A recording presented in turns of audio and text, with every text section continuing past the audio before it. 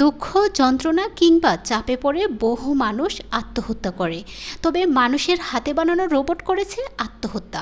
শুনতে অবাক লাগলো, এমন ঘটনা ঘটেছে দক্ষিণ কোরিয়ার গুমি শহরে।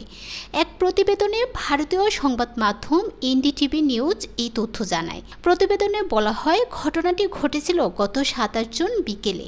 ব্রিটিশ সংবাদ মাধ্যম ডেইলি মেল জানায়, গুমি সিটি হল কর্মীদের একজন ছিল ওই রোবট।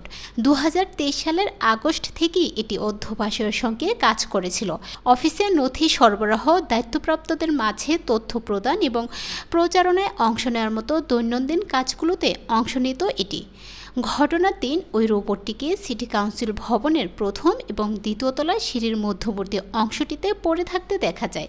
প্রত্যক্ষদর্শীরা জানিয়েছেন, আপাতদৃষ্টিতে মনে হয়েছিল এটি বিভ্রান্ত হয়ে একটি জায়গায় চক্কর দিচ্ছে।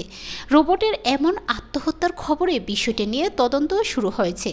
সিটি কাউন্সিলের একজন কর্মকর্তা জানান, ঘটনার পর রোবটের ভাঙা ও ক্ষতিগ্রস্ত অংশগুলো তদন্তের জন্য সংগ্রহ করা হয়।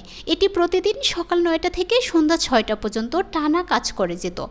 এমনকি একজন মানুষ কর্মচারীর মতো এটিকে নিজস্ব নাগরিক সেবা কর্মকর্তার পরিচয়পত্র দেওয়া হয়েছিল। উল্লেখ্য, বর্তমান পৃথিবীতে সবচেয়ে বেশি রোবট ব্যবহারকারী এই দেশটিতে। এখন প্রতি 10 জন কর্মীর মধ্যে একটি রোবটের উপস্থিতি রয়েছে।